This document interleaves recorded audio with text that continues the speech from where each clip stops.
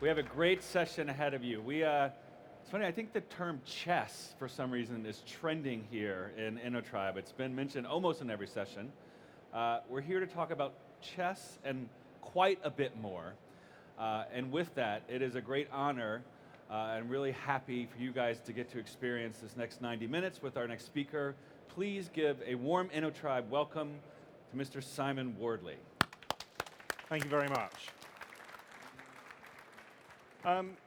So my name's Simon Wardley. I'm a researcher for the Leading Edge Forum. A bit of background about myself. I've built 4 startups, all of them sold to large American firms. I work principally for governments these days, though I also work in defense and some financial sectors. I work for a couple of VCs, a bit on mergers and acquisitions, and actually there's 2 banks here I actually work with. So what I want to talk about is an issue called situational awareness. Unfortunately, this is all about strategy. So this is one of those subjects which normally fills me with terror. And it fills me with terror because I expect these sorts of people to turn up, explain to me, you know, what my strategy should be. I should go agile, I should agile my business, agile my IT, agile my agile, or whatever is the popular meme for today.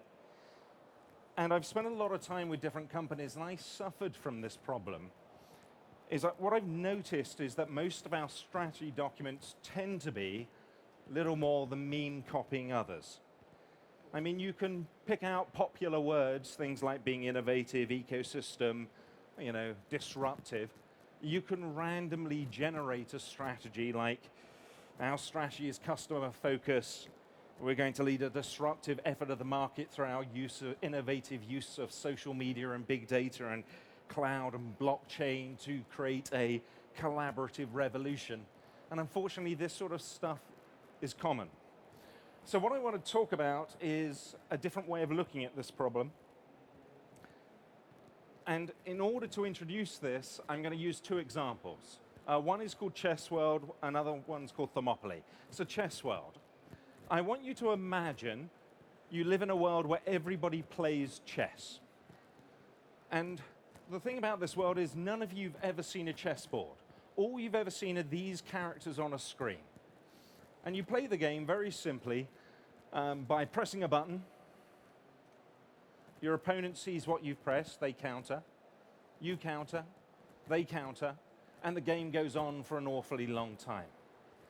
Now what will happen is people will take these sequences, put them in their big data systems, and come up with magic secrets of success. So if you press pawn, I should respond with bishop, bishop, queen. And eventually you will play a game of chess against somebody who will see something truly remarkable. They will see the board. And you will press, and they will counter, and you will press, and they will counter, and you will have lost. And you'll be sitting there going, well, how did that happen? How did I lose this game so quickly? Remember, that's all you can see. So the first thing you'll do is start copying their moves, which is meme copying. They're doing surge pricing or whatever happens to be popular. You will still continue to lose. Then you'll start thinking, maybe it's the speed at which they press the button. Maybe it's cultural. Maybe they're a happy sort of person. You will still continue to lose the game. And you will lose because you exist in what's known as a low-level situational awareness environment. All you've got is meme copying, secrets of success, and backward causality. They exist in what's known as a high-level situational awareness environment. So quick question, what would you use to learn in chess? Meme copying, secrets of success, backward causality, or context-specific gameplay? What would you choose? Yeah, okay, super. So what do you use to learn in business? Meme copying, secrets of success, et cetera, et cetera. Okay, so another example is Thermopylae, Themistocles. Ancient politician, Greek general, had a problem. The Persians were invading. He had choices. He could defend around Athens, defend around Thebes.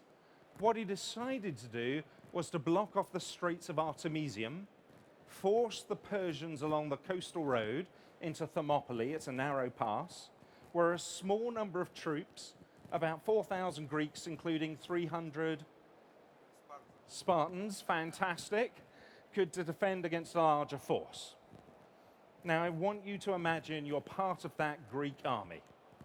It's the eve of battle. Themistocles is standing in front of you, inspiring you with purpose to defend against this invading Persian horde. But he says, I do not understand the landscape. I do not understand the environment. I have no map, but have no fear, because I have created a strategy based upon a SWOT diagram. Strengths, a well-trained Spartan army, high level of motivation not to become a Persian slave. Weaknesses, the E4s might stop the Spartans turning up. A truckload of Persians are turning up. Opportunities, get rid of the Persians, get rid of the Spartans. We're Athenian, we hate the Spartans. Threats, Persians get rid of us, and the Oracle says a really dodgy film might be produced a few thousand years later. So, what would you use to determine and communicate strategy in battle? A map based upon position and movement, or a magic framework, 2 by 2, a SWOT diagram? What would you use? Well, I can't hear you. It's deafening in here. Shout up. You would use a SWOT in the middle of battle. Really, I would run away, sir. What would you use? A map. Great. So, what do we use in business? SWOT. Absolutely. Perfectly true. So, question I've got for you is, what do you think strategy is like in the boardrooms of most companies? Do you actually think it's chess play? Or do you think it's more alchemy, gut feel, and whatever's popular in the HBR? Who's for it's a game of chess? 1, 2. Anybody out? 3, 4. Okay, 5. Who thinks it's alchemy, gut feel, and whatever's popular in the HBR? Okay. Well, this is good. We're dominated by realists, which is going to make this whole process a lot easier. So, what we're going to do is I'm going to teach you how to map an environment. But to do so, I'm going to have to first of all set a baseline. And that baseline is contained within this scenario here. What we're going to do is, within your tables, I'm going to ask you to spend 20 minutes going through this scenario.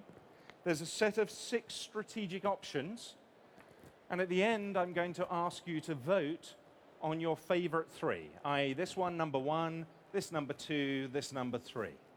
Now, it'll probably take you about 6 minutes, 7 minutes to read through this, and then the rest of the time discussing as a group.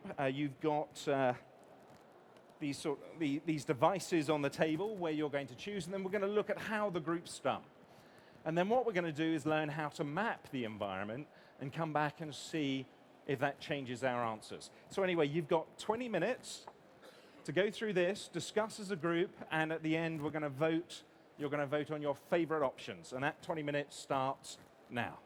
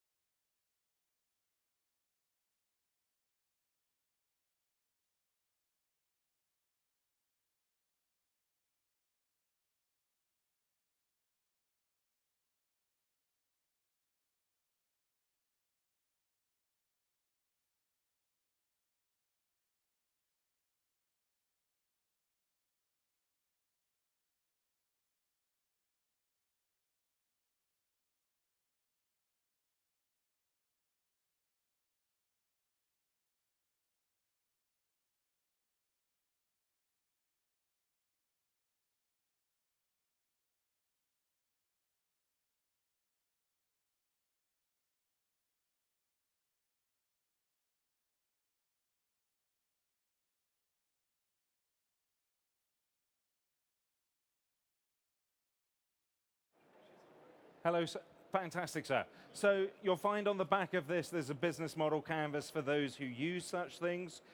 Probably about this time is you should be starting to discuss as a table which of the strategic options are you going to choose? What's going to be your number one, your number two, and your number three? Because in about 12 or so minutes, we'll have the vote.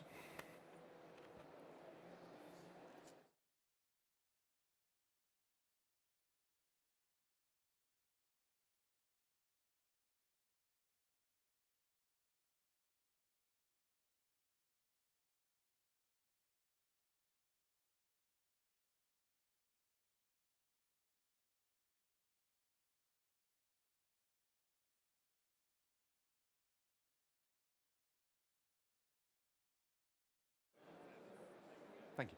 By the way, if you're on a table and there's just two of you, please join up with another two, something along those lines. Give yourself a bit of a bigger group to discuss this stuff.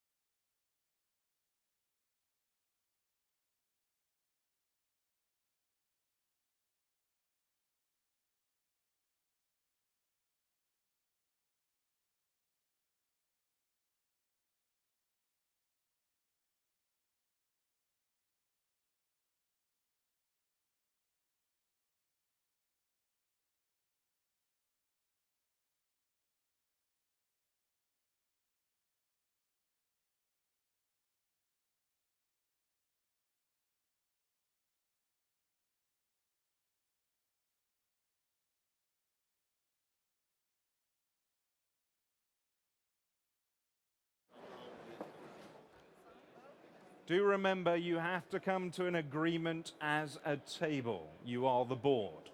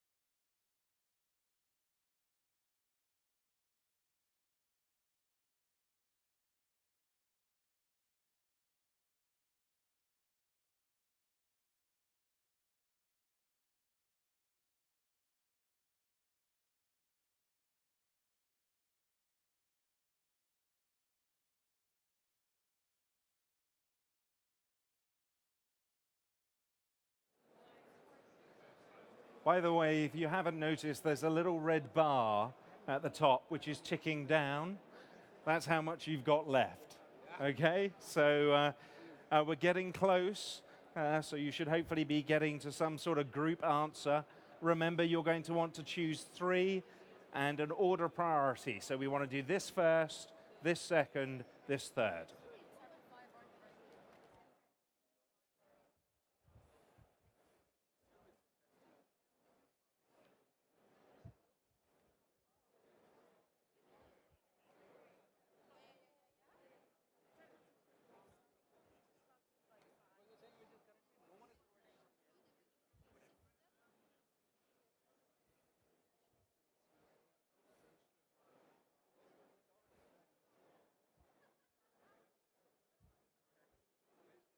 Have you come to an answer?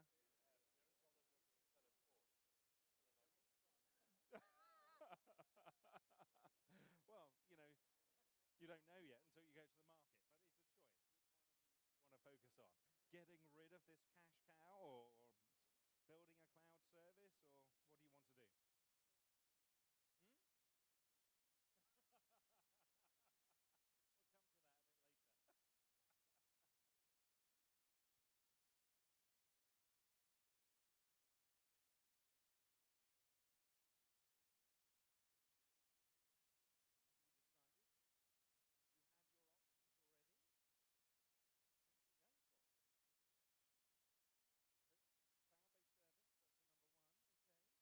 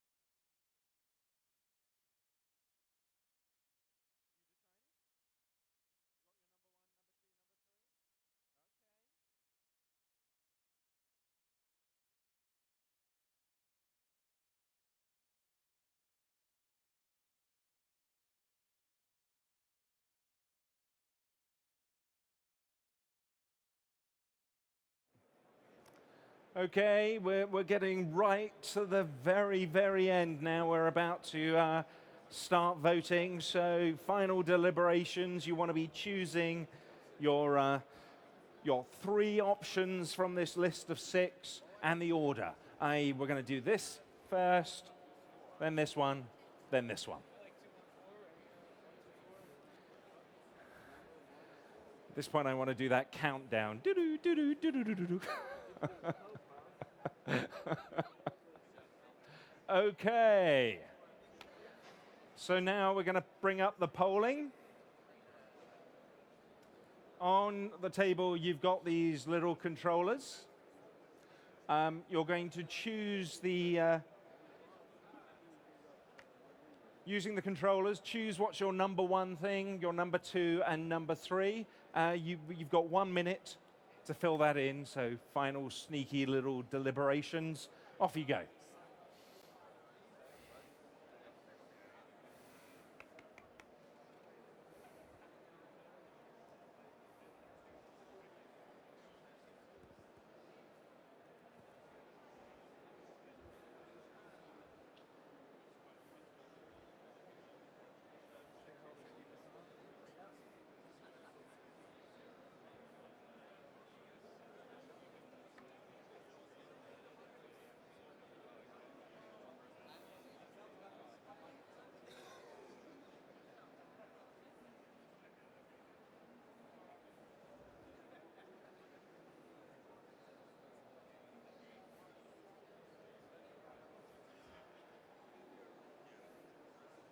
Almost there.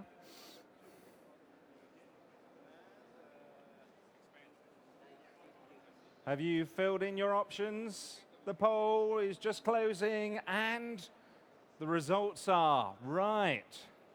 So number 1 is creation of a digital cloud-based service for the software. Number 2 is expansion into the overseas markets such as Brazil. And what have we got for number 3? We've got investigating the use of the data conversion product. So I've done this scenario with about 283 different teams of executives. And interestingly, their number 1 answer is always build a cloud-based service. Number 2 is expand into Brazil. And number 3 is usually this one here, investigating data conversion. Sometimes it goes into the marketing. So what we're now going to do is I'm now going to teach you how to map, and we're going to come back and see if you get different results. I'm going to take strategy, first of all the way back to Sun Tzu. And do you know what he wrote? Anybody? The Art of War. Super. So 5 factors matter in competition. 1, purpose, moral imperative, why you're doing something. 2, understand your landscape, the environment. 3, climactic patterns. 4, universal patterns such as doctrine. And number 5 is leadership, which is context-specific gameplay. Now, we often think about this as a linear process. It's not, it's a cycle. And the best way of explaining this, for me, is with a game that I love, which is paintball. So you start off with a purpose. We're going to take that building. The next thing you do is understand the landscape. So what's in between us and taking that building? Unless we're a bunch of newbies, in which case we charge out there and we just get shot to pieces. Now what will happen is we'll determine some form of strategy. One group will do covering fire, the other group will do ground assault. We'll apply doctrine, we'll break into 2 teams, and then we'll act. So we'll start charging up, attacking the environment, and then suddenly we'll be under fire. The climate has changed, because hidden away in this building is somebody with their tactical sniper rifle taking us out at distance. So what will happen is doctrine will kick in again, we'll return fire, one group dives to safety. Our purpose is now take out the sniper. We'll update the landscape so we all know where the sniper is. We'll have a new form of strategy, say suppressive fire, and we'll flank them, and we'll continue playing the game. The point about this is strategy is a cycle. It's not a linear process. And the best way of understanding this is through the work of the mad major, John Boyd himself. So John Boyd, famous airline pilot, talked about observing the environment, orientating yourself around it, making a decision, the play, based upon that, and then acting, and it's a cycle.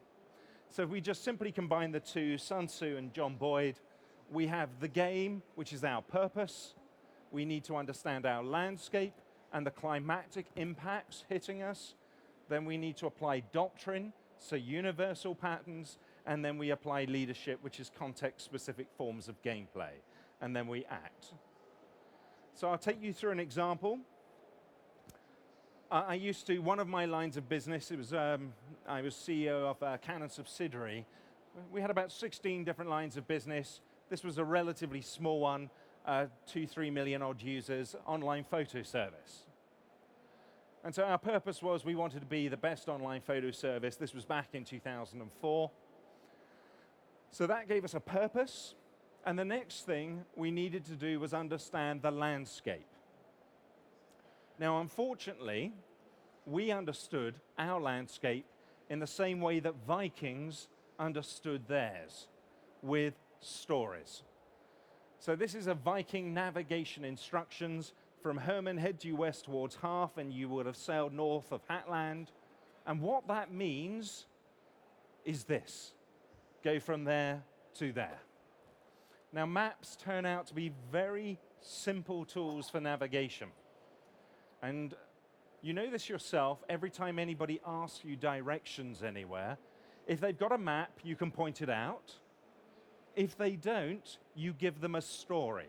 You tell them up the road, turn left, turn right, turn left, and then they go off, and you're left with that moment. Did I send them in the right direction? Have I sent them along the right path? Maybe by accident, or maybe deliberately because you're evil, something along those lines. So what would you use to navigate a ship? A map or a story? Super. And what do we use to help navigate our businesses? Super. Okay.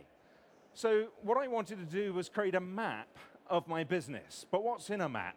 Well, first of all, you have the position of pieces. That's important. And that's relative to an anchor. So this is north of this or south of this. And you also have movement. So I wanted to turn my business into a map. That's a box and wire for what it looked like.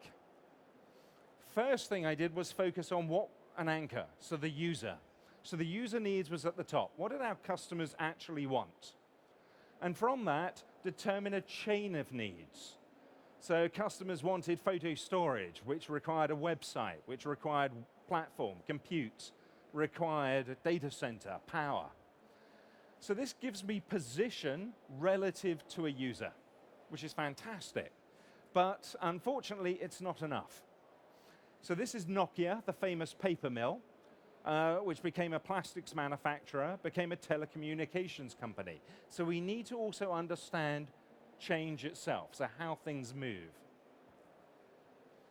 So what happens is things appear, like the Parthian battery, electricity, 400 AD. Eventually, over time, they become more commodity-like.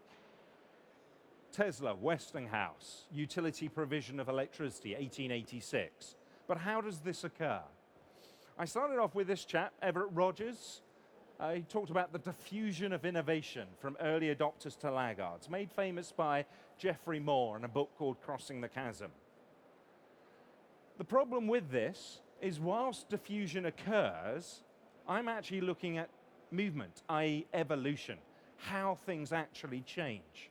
So this is diffusion of various things like refrigerators, clothes washers, from early adopters to laggards across the US. And if I take something like, say, smartphones, there's 327 million smartphones in the US, 317 million people. So do you think smartphones are a commodity, yes or no? Yes? Anybody disagree? Anybody say they're not a commodity? You all think they are a commodity. That is a transformation. So if you asked that question 2 years ago, most people were like, ooh, not sure. All right, bars of gold. Does everyone have one in the US? Is it a commodity? Yes. Okay. So the point about this is sometimes things become a commodity when 2% of the population have it. Sometimes it takes more than everybody, i.e. everyone to have 2 of something before something becomes a commodity. So you can't actually measure evolution over diffusion.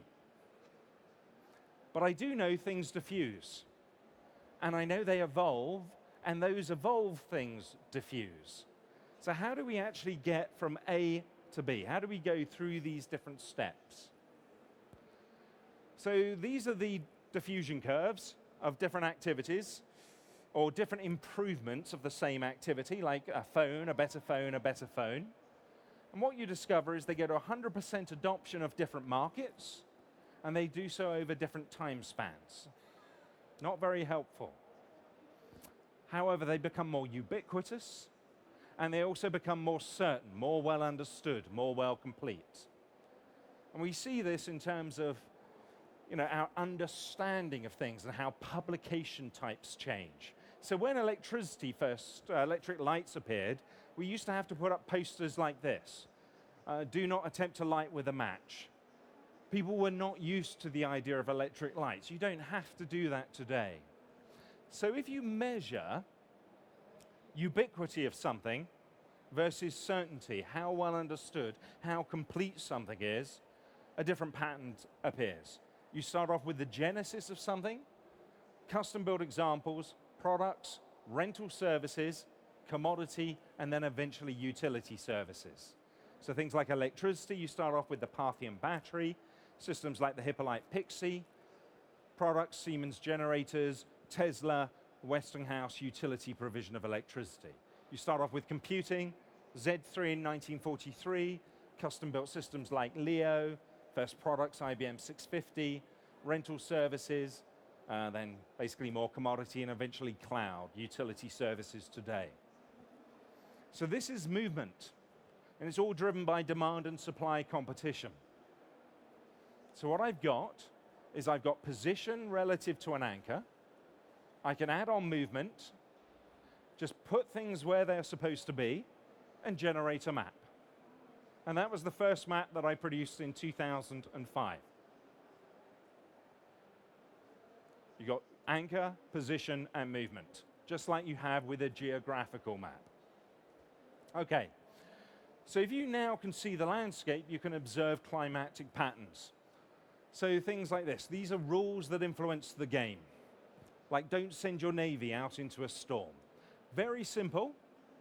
Take platform. It's evolving due to competition. So it will end up as a utility service. But it has a past. It had to start somewhere. In fact, everything in our environment is evolving due to supply and demand competition. Starts on the left, ends up on the right. As it evolved, doesn't matter whether it's money, penicillin, or computing, its characteristics change. It goes from this uncharted space, where it is basically chaotic, uncertain, unpredictable, and it evolves over time and becomes more industrialized, ordered, known, measured, standard, stable, dull. Characteristics change. And because of this, there's no such thing as one-size-fits-all methodologies, whether purchasing or even in IT project management. So Agile is very good on the left for reducing cost of change and experimentation. It's very weak on the right, where things like SixSigma and outsourcing work, and they're both weak in the middle, where you're about reducing waste and learning. So this is where lean is strong. So no one-size-fits-all methodology. Same with purchasing. On the left-hand side, we tend to use more VC-based. Then we switch to more outcome. Then we switch to more COTS, and eventually unit utility-based. So now you can observe the environment. You can actually start to determine universal patterns, or what is known as doctrine. So things like, doctrine are the rules which apply everywhere. So if you're building a railway, like high-speed rail in the UK, massive infrastructural project, This is how we were trying to organize it with box and wires. Around about 2011, we started to change. We started to create maps. And once we have a map, we know no one-size-fits-all methods. So this stuff on the right-hand side, we're going to outsource. We're going to use more utility services, more Six Sigma type approach. The stuff in the middle, we're going to use off-the-shelf products. The stuff on the left, we're going to build in-house with Agile techniques. And we're aware that everything is moving from left to right. Now beforehand, here we are using appropriate methods, but beforehand we had no maps. So this is how we used to do things in government. With no maps, we used to yo-yo. We used to go, we're going to do everything outsourced, Six Sigma. Or then we'd go, no, let's do it all in-house and be agile. Or let's do it all lean. Once we started to use maps, we started to use multiple methods appropriately. Outsourcing for us was a big problem. We would outsource entire projects in systems, massive scale systems, no understanding of the environment. And what would happen is those commodity, those more industrialized parts would get efficiently treated, but we would always lose big time on the uncharted. We would always incur excessive change control costs. And we'd end up with fights with the vendors. And the vendors would say it was all our fault because all the bits that we didn't change our mind on was efficiently delivered, and all the cost was our problem because we didn't actually know what we wanted and kept on changing our mind. The reality is we could never know what we wanted. This is uncharted. You have to explore. By breaking that down, breaking these big projects down into small components and applying appropriate methods, we've started to get rid of these problems. Our past approach was always the idea that we just needed to specify it better. And of course, that just led to us trying to specify this unknown rather than applying appropriate methods and therefore incurring even more excessive change control costs. The next thing is once we started mapping, we used to get things like borders. That's a map of borders.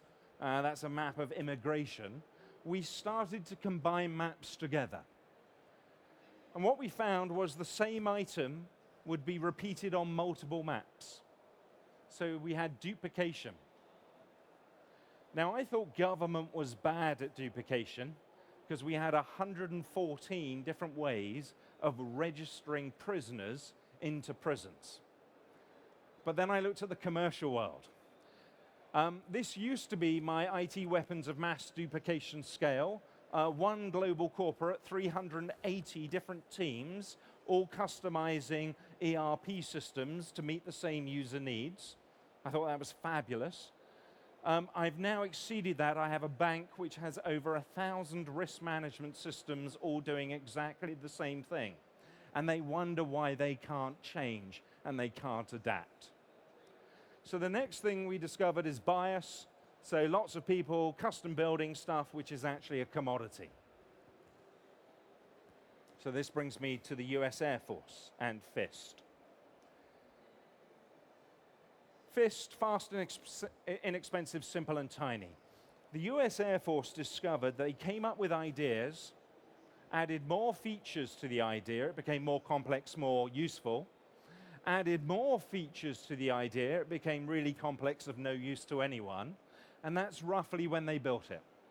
So around 2007, they decided they needed to break things down into smaller components, and that's where FIST came from. So when they needed to build the intelligent agency's supercomputer, they applied the method, realized the best way of building this was to go out and buy 1,753 PlayStation 3s and wire them together, which of course for Sony was a bit of a disappointment because these are games delivery vehicles and apparently they only bought one game. It was also used in the Harvest Hawk, so that went from idea to combat operations in 19 months. which for military hardware is almost unheard of. Sorry, firing its first shot in 19 months, combat operations was 18 months. So when we had a map, what we started to do was apply FIST. Break it down into small components, make sure contract structures are appropriate. Then we started to realize we needed to organize in this way. Small teams focused around these different areas. Amazon used what's known as the two pizza approach. So no team bigger than can be fed by two pizzas. Then what we discovered is the culture and techniques you need are different. So we started to introduce structures such as pioneers, settlers, and town planners. We had people who were capable of coping with the uncharted space, discovered the new, then people who took that and turned it into useful products, and then people who took that and industrialized to component services. So we started to introduce systems of theft. Pioneers discover, settlers steal, turn into useful products, town planners steal from that, and industrialize the components. Now, I am literally trying to cram what normally takes about 2 days into about 50 odd minutes. So I'm taking huge numbers of liberties and not going into much detail. If you are interested in this particular bit, then GCHQ have very kindly, it's taken about 2 years, open sourced a document called Boiling Frogs, which tells you, it's totally open source now, tells you about how to organize around constant innovation, disruption, using three-party systems. So you just have to search GCHQ Boiling Frogs and you'll find out. Okay. So we've got to the point, we have our purpose. I want to be an online photo service. I understand the landscape. I have a map. I can use that to learn climactic patterns. I can orientate it around it. So I need to break down into small teams. I need to think about different cultures I need to apply and different methods. So now I get into the leadership bit, finally, the context-specific gameplay or the strategy bit. So context-specific gameplay is forms of gameplay which apply, obviously enough, to that context, not all contexts. So it's things like surge pricing. Great if you're Uber, not so good if you're a funeral parlor. You can't just copy it from everybody else. So I had a map. And the first thing with the map is we can start to anticipate forms of change because we know those climactic patterns. So with platform and compute, we knew everything evolved. So I knew it was shifting from product to utility. Another pattern is we knew people would have inertia to the change because of past success, pre-existing practice. We also knew efficiency enables innovation. That's componentization effects. And also that higher order systems create new sources of value or worth. The point about this is now with the map, I have multiple wheres I can attack. I can attack here, here, or here. So when people talk to you about strategy and say the key to strategy is why, do remember there are two whys. The why of purpose and the why of movement, as in why should I move here over there? Those two are very different. Okay, so in 2005, my small company, we decided to build the first ever platform as a service. We knew that somebody was going to create a utility compute environment. I actually thought it was Google, didn't realize it was going to be Amazon the following year. So we knew we could build on top of that. There was a particular ecosystem model known as innovate, leverage, commoditize. It's very simple. You just shift things from product to utility. Everybody builds on top of it for you. They are your future sensing engine. You mine metadata to find new patterns, which you then exploit. We also knew we could accelerate this process with an open approach. So that's an example of context-specific form of gameplay. So then we acted. And so that's exactly what we did. We launched the world's first platform as a service. A few months later, we were growing at ridiculous rates. It was amazing. A few months later, Amazon launched. So it was all fantastically good news. Unfortunately, parent company got the consultants in, and this was, remember, 2006. They said cloud was not the future. In fact, the three things we were doing, mobile phones as cameras, 3D printing, and cloud, were not the future. The future was, in fact, 3D television. So we should shut it all down and spend several billion on 3D TV. Thank you, large American strategy consultancy firms. Who owns a 3D television? Right, excellent, brilliant, super. Well, fortunately, I gave the ideas to a friend of mine who uses it in something called Cloud Foundry. Have you heard of Cloud Foundry? Brilliant, because they're worth about 2.8 billion, which gives me, 2.8 billion reasons to hate consultancy firms, and also a great example of context-specific play being able to be reused. I then went to a company called Ubuntu. Anybody ever heard of Ubuntu? Wow. So in 2008, we mapped out the environment, used the map to work out how to manipulate the market, and we were 2% of the operating system market in 2008. It cost me less than $500,000, and I took over 70% of all cloud computing in 18 months. If you do anything on cloud, your chances are you're using Ubuntu. Then I wrote something called the Better for Less paper for UK government. We use that to transform government. That's why I work with governments these days. Anyway, the point about this is strategy is iterative. It's a cycle. The second thing is you learn by playing the game. You have to act. And the third thing is really important to understand your environment. You have to observe the landscape, i.e. you need some sort of map. If you do this, so you start with an anchor, user needs, understand position relative to the user need, add in movement, so you generate a map of the environment. If you do this, then you can start to learn climatic patterns.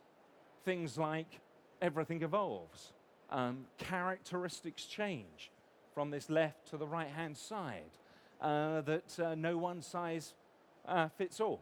There's about 35 common economic patterns. And if you know them, then you can anticipate certain types of effect. You can't anticipate the appearance of novel and new items in the uncharted space. That's random. You can't anticipate product-to-product substitution. That's extremely difficult. But you can anticipate that anything that appears will evolve and eventually become a utility. And if you can do that, then you can actually plan and prepare for it. So you can take an environment, you can anticipate certain effects. Then you can orientate yourself around it using appropriate methods, small teams, designing for constant evolution. Then you can start to add gameplay. So you can work out where you need to attack and then apply context-specific gameplay, whether it's open sourcing something or slowing it down with patterns or using constraints. There's about 100 different forms of gameplay you can use to manipulate a market.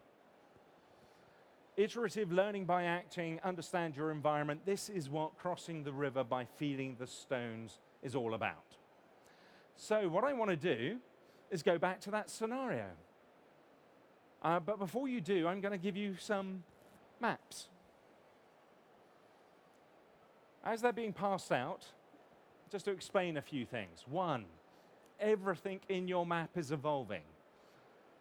Now, your map can contain activities, data, practice, and knowledge. All of this stuff evolves. And it evolves through the same pattern. Activities go from Genesis, custom-built product, to commodity and utility services.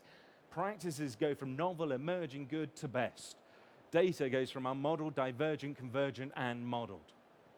So I can start off, you're a data center operator, requires this DC efficiency analysis software, which is based upon some sort of best practice for the use of power sensors, which is based upon some sort of environmental data. You've got the opportunity to sell into Brazil. It's a less developed market. But there's a US player coming into your market. China is also producing more commodity sensors as well. Environmental data is shifting from custom to more product. Now, at the same time, you have inertia to change. You can see that in the scenario. This inertia against the US player, it's not as good as us. At the same time, the US player, people are building on top of it. We've also got inertia to the power sensors. Now, one of the most interesting patterns, economic patterns, is very common, occurred in the manufacturing industry, it's occurred in cloud computing, is known as coevolution. So what happens is, as things evolve from product to utility, you often get a coevolution of practice with it. So with computing, we've gone from compute as a product servers to compute as a utility, and as a result, we have a coevolution of practice, and something called DevOps has emerged. So when people talk about legacy, they mean something built with best practice for a product world, and these days in computing, when they talk about DevOps, they mean something built with good practice for a utility world. That's the difference. So anything which shifts from product to utility leads to emerging practice, which means your entire software system is going to become legacy. On top of that, change from product to utility is rarely linear. It's normally what we call a punctuated equilibrium. It's exponential. These are forward revenue rate calculations for Amazon from, it was done in 2009 when we were down here. They're not too far out. I mean, it was 6-7 years in advance, so not too bad. But the point is, when you look at your P&L, your crunch time is going to be 2021, 2022. The rate the American player is growing. So if you launch a cloud service, sorry, I skipped a, there we are. If you launch, can we slide back one? I think I pressed the, you know the button which says do not press? Perfect, fantastic. So if you launch your cloud service, by the time you launch, you are going to be a minnow in this market. They're going to be huge, you're going to be tiny, because it's going to take you a couple of years to get up and running. So you've got a real threat from the US player, and the other issue you've got is they're running an ecosystem game.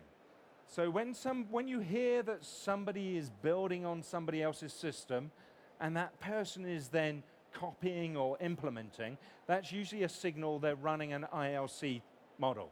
So just to go through that again, ILC is very simple, and it's absolutely deadly. This is how Amazon will take out most of your industries. Whenever something shifts from product, if you provide the utility, you get everybody else to build on top of it for you. They're like your free research and development department. You mine the metadata to find future successful patterns, so you leverage the ecosystem to spot the future, you commoditize to new components. So Amazon comes out with things like EC2, everybody builds big data, they come out with Elastic MapReduce, now everybody's building on top of that. So that particular model, it's about 10 years old, but what it means is that your rate of apparent innovation, efficiency, and customer focus now can all increase with the size of your ecosystem. So it's really quite deadly. So they're obviously playing that model against you. You've also got the opportunity of playing the same sort of thing by opening up your data sets. So let's have a quick look. Here you are, sitting on a business which has got legacy software.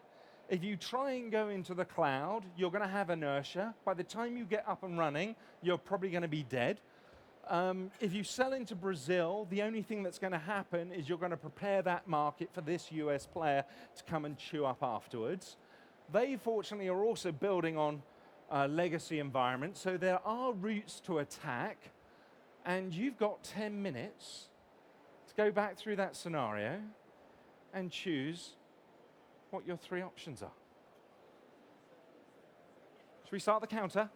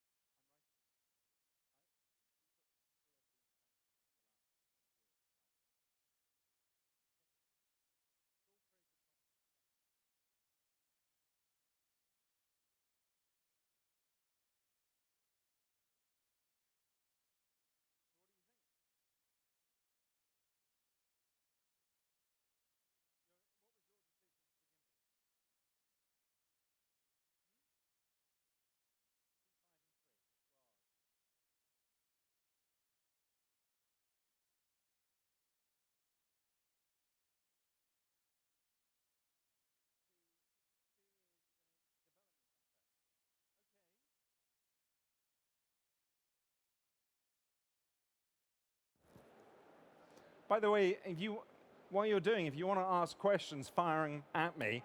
So one of them was about development effort. Remember, your product at this moment is in an industry which is going to be industrialized. It doesn't matter that your own people are going, now ours is better. It's going to get taken out. You are sitting on legacy software. So you can either reinvent the entire software system based upon commodity sensors, or in which case, well, that's great, you've got a product in an environment which is a utility, not a good position to be in, or you have to find some other route. Any questions, please ask.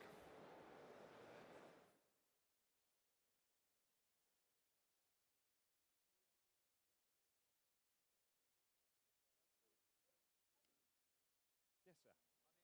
One question. I mean, is when we prepare the model, Yes. files that say So what you're talking about is, so one potential route is to sell the existing business as it is, to create a new startup in Brazil, which uses the commodity sensors, to build that